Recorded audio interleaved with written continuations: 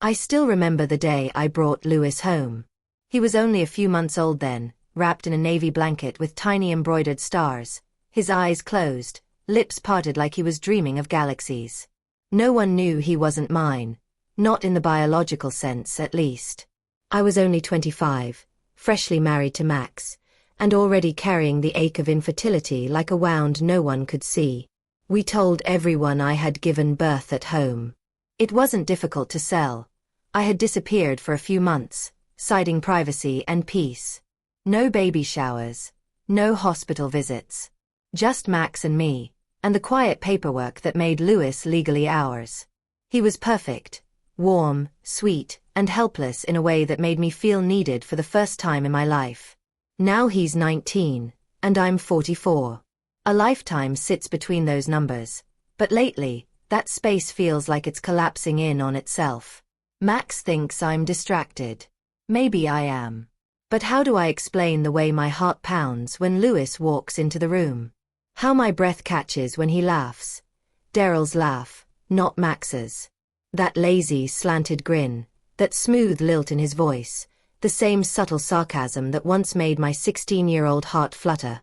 It's been years since I've thought of Daryl, really thought of him.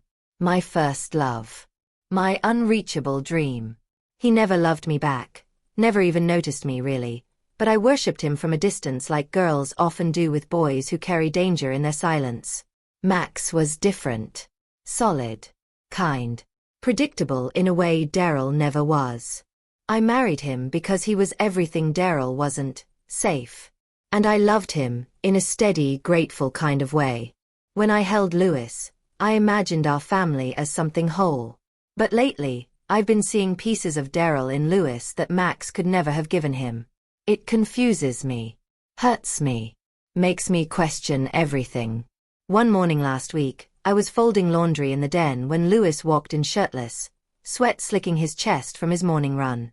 He grabbed a bottle of water from the fridge and leaned on the counter. "You always keep the place so neat," he said, his voice light, affectionate. "No wonder Dad calls you the queen of the castle." He smiled, and it wasn't just the smile that unraveled me, it was the look in his eyes. Like I was something rare. Like he saw me. I forced a laugh. "Well, someone has to keep you two from living like cavemen." His gaze didn't drop. "If I ever get a place of my own, I'm hiring you." I looked down, pretending to straighten a dish towel, my hands trembling slightly. "You'll do just fine without me," I said. Would he? Should he? That night, I lay awake beside Max, staring at the ceiling. He was asleep, his breathing deep and steady. I turned on my side, curling up toward the warmth he offered but didn't always give. My mind wandered to Louis, to the way he leaned in when I spoke, how he listened so attentively, how his compliments had grown personal. It was subtle at first. "You look nice today," or "that color looks really good on you." Things sons say, maybe. But Louis didn't say them like a son. Not anymore. And God help me, I didn't always receive them like a mother. Yesterday, something happened. I was in the garden pruning the lavender, the air thick with early spring. Louis walked out with 2 glasses of iced tea, one in each hand, his shirt tucked into the back pocket of his jeans. "Thought you might be thirsty," he said. I took the glass, careful not to let our fingers touch. "You're a sweetheart," I said. He sat beside me on the edge of the stone bench, the sun catching in his hair. "It's nice out here," he said, his voice low. "You've always had a way of making everything beautiful." The words hung there, too heavy for the breeze to carry away. "I try," I replied softly. He didn't look away. "You don't have to try. You just are." I should have said something motherly. I should have laughed, deflected. But I didn't. I froze, and that silence said more than words ever could. Max walked out a minute later, calling for Louis to help with the garage door. Louis stood, hesitating for a second longer than necessary, and I felt it then, the shift. Not just in him, but in me. Something had moved.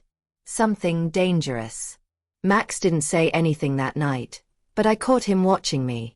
His brows furrowed as if trying to solve a puzzle he couldn't name. I used to think that motherhood was the most sacred of roles, a space free from desire, untouched by the things that drive us into dark corners. But the heart doesn't understand labels. It recognizes patterns, echoes, shadows of people long gone. Daryl. His smirk. His indifference. His charm that haunted me for years. And now Louis, with Daryl's voice, Daryl's gaze. But none of Daryl's cruelty. Louis is gentle where Daryl was rough. He sees me in a way Daryl never did. Sometimes I wonder if it's fate playing tricks, or punishment. Sometimes I wonder what Louis would say if he ever found out the truth. That he's adopted. That he's not really mine. But he is. He's mine in every way that matters. Isn't he? It started with questions. Not ordinary ones. Questions that made me hesitate, blink, wonder if I'd heard him right. We were sitting under the porch light one evening, teacups growing cold between us. The jasmine in the garden had just bloomed, and the air was thick with its scent. I had on a light sweater draped over my shoulders, and Louis was slouched in the old wooden chair beside me. His long legs stretched out, the shadows softening his face. He turned to me suddenly, breaking the quiet. "What do you like in a man?" I laughed, unsure. Where did that come from? He didn't smile. "I'm serious." I stirred my tea, trying to ignore the nervous flutter in my chest. "Well, kindness, honesty, a sense of humor. Physical stuff?" he asked, his voice softer now, like he wasn't sure he wanted to know the answer. I hesitated. Confidence. But not arrogance. Someone who makes me feel seen, I guess. He nodded slowly, like he was filing that information away somewhere. "That makes sense," he said. "You deserve that." That was the first time the air between us changed in a way I couldn't ignore. The silence after his words stretched too long, and I had to excuse myself to the kitchen just to catch my breath.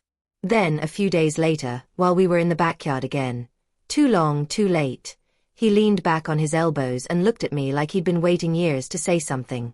"I don't really like anyone as much as I like you," he said. I glanced at him quickly.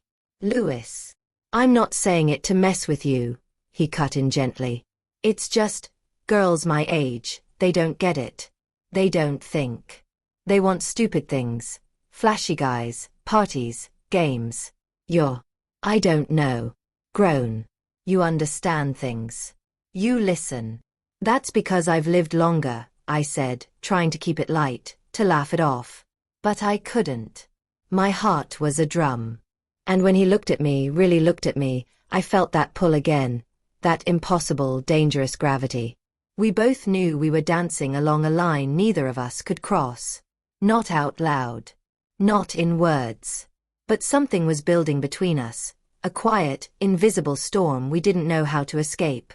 It went on like that for 2 weeks. Subtle shifts. Extended glances. Strange electricity in the air when we were alone. Max didn't see it. Or maybe he didn't want to. He chalked up my distraction to hormones or stress or just the passing of time. I started taking my tea later and later, just so I could catch Louis as he returned from his evening jogs, cheeks flushed, voice low and lingering as we exchanged casual, carefully chosen words. One evening, I caught myself wearing perfume before coming downstairs. That night, I cried in the shower. Then came the night everything changed. Max had fallen asleep early. He'd been working long hours and his body surrendered to exhaustion easily now. I was on the sofa, half watching a rerun of an old movie, wearing a silk nightgown and a thin robe. The house was dim, quiet, and I thought I might fall asleep there myself. Until I heard the front door open. "Louis."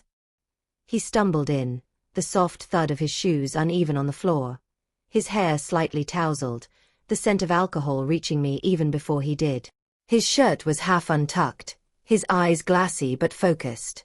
I stood up, instantly alert. "Louis." He blinked at me, and for a moment, the old boyishness in his face surfaced. "Hey," he said, voice thick. Didn't know you'd be up. I took a step closer, cautious. Are you okay? I'm fine. He looked at me, really looked. Then his gaze flicked down, to the edge of my nightgown where it caught the light, and back up to my face. Something cracked open in him. He moved forward quickly. Too quickly. And before I could think, his hands were on my waist, his fingers digging in like he had to hold on or fall apart. I can't do this anymore, he said, voice raw. I've tried. I've told myself it's just admiration, just affection. But it's not. It's not. I should have stopped him. I should have pulled away. But I didn't. His mouth found mine in a sudden urgent kiss, and I froze, not in fear, but in a terrible, paralyzing truth. I wanted this.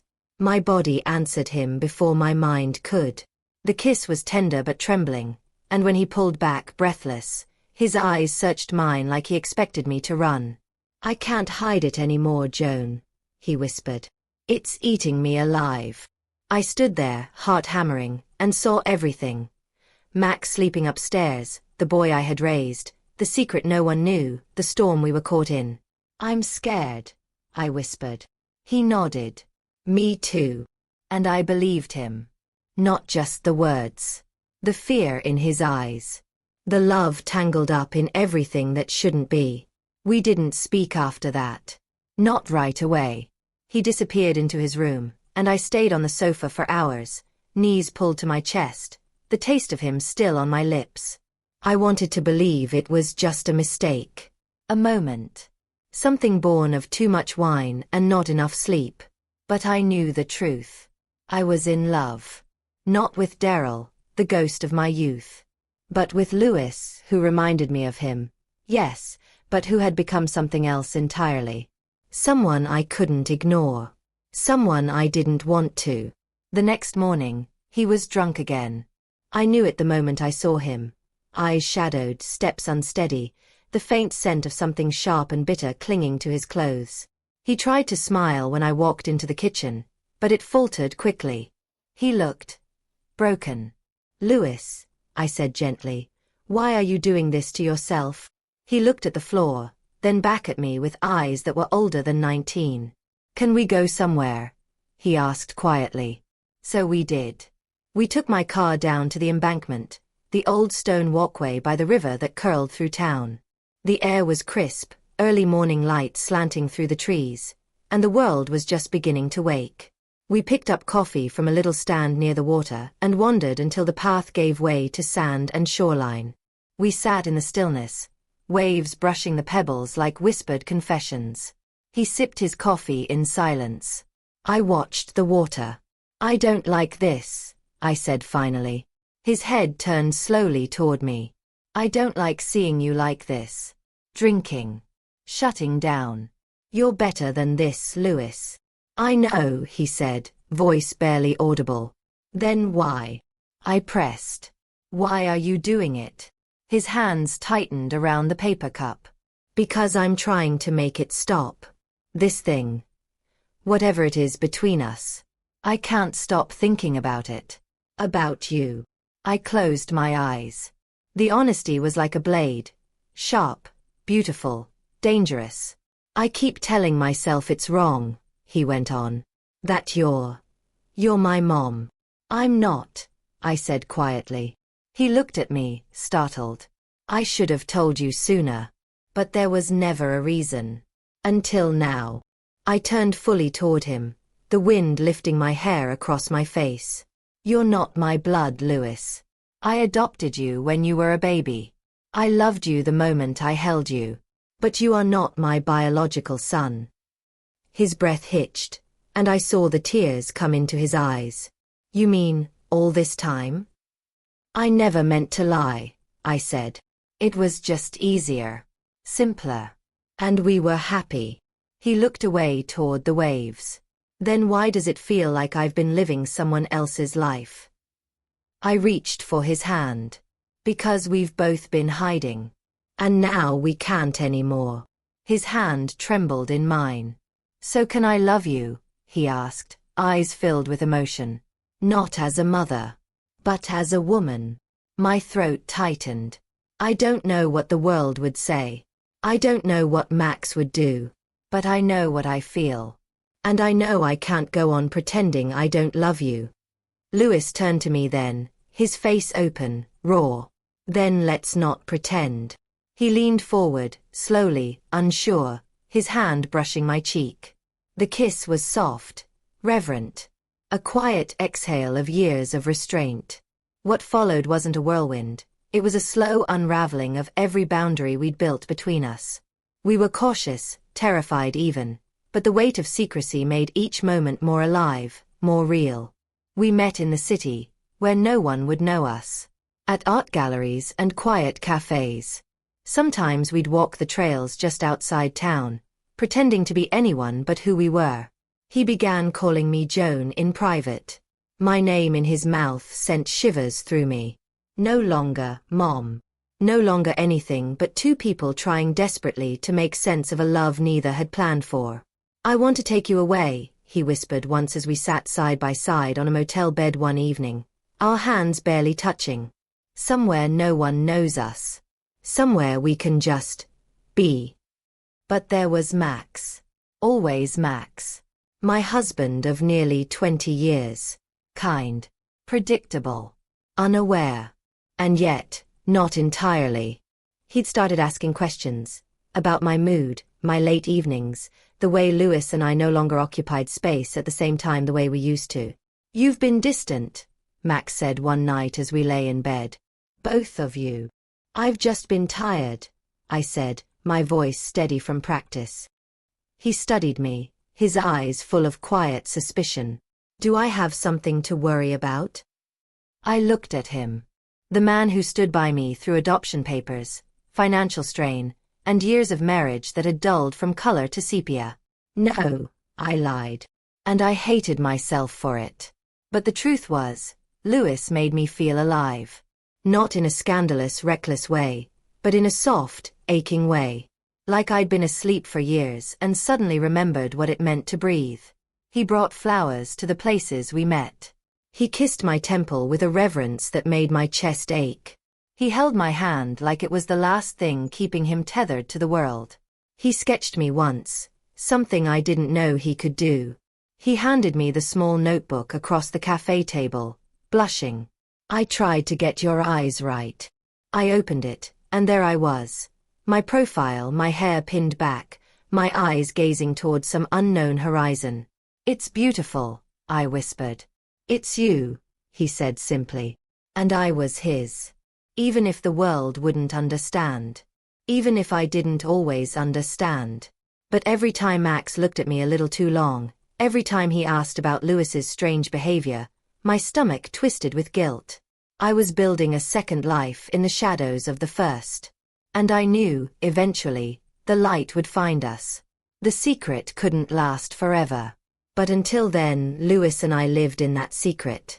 And in that secret, we found joy. We found freedom. We found each other. We thought we could outpace the truth. For weeks, we lived in moments borrowed from time. Quiet mornings at the lake, slow kisses behind bookstore shelves, fingers brushing across cafe tables like a secret language. There was a magic to it, and a danger too. We weren't reckless. We were careful.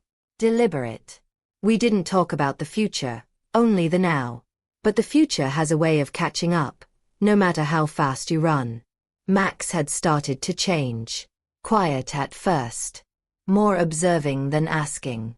I'd catch him watching Louis across the room, studying the way he moved, the way his tone shifted when he spoke to me. Max wasn't a fool. He'd built a life with me. He knew my rhythms, the way I bit my nail when I was hiding something, the pauses in my speech when I was lying. One night, as I folded laundry in the bedroom, Max sat down at the edge of the bed. His voice was low, measured. I think I know what's going on. I froze. My hands clutched a towel that suddenly felt like it weighed 1,000 pounds.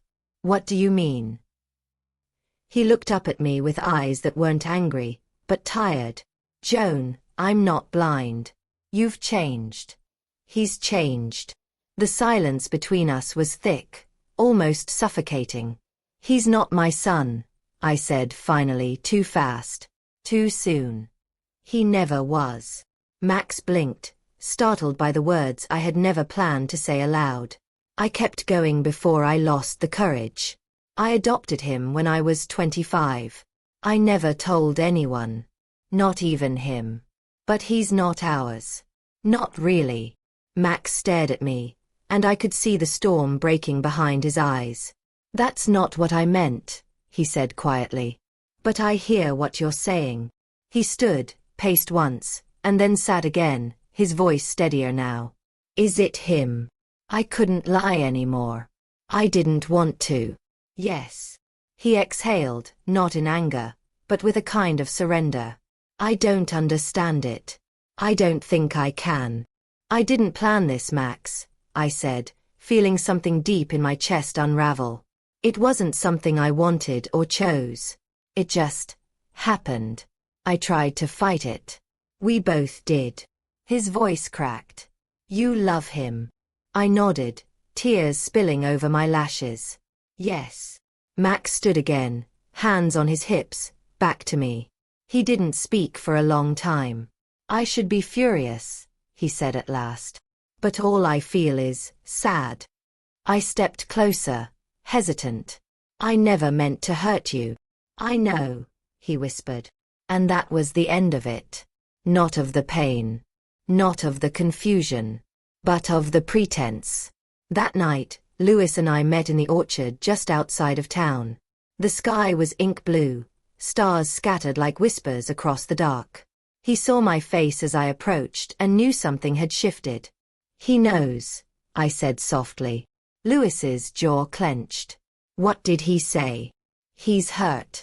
But calm. Louis reached for me then, cupping my face. "Do you regret it?" "No," I said without hesitation. "I only regret hiding it. Lying." He nodded, breathing slowly. "Then what happens now?"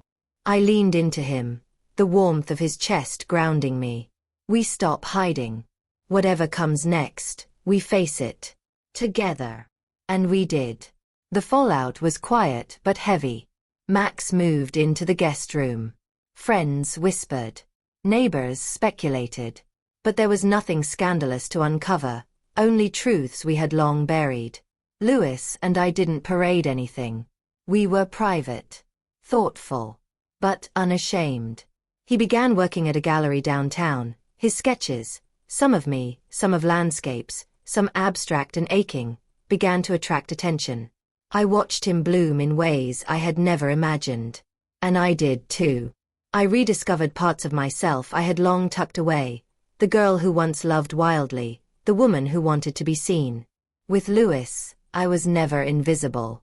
One evening, months later, as the summer air turned golden and soft, we returned to the embankment.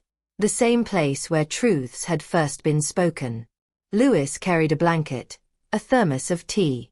We sat in the same spot, watching the sun sink into the water like it had somewhere better to be. "I was afraid I'd lose you," he said suddenly. "You never could," I replied. He looked at me, those same tear-bright eyes from that day by the shore. "Even now?" "With everything. Especially now." He kissed me then. Not with desperation or fear, but with peace. The kind of kiss you give someone who knows every version of you and still stays. People will never understand. They'll judge. They'll whisper. But they don't know what we had to walk through to find each other. They don't know how long we had to pretend, how much we had to suppress. Ours was a love that shouldn't have happened. But it did. And it was real. It is real. And in the quiet places, away from the eyes that cannot see beyond the surface, we live. We love. We begin. Because love, when it is true, asks not for permission, only for truth.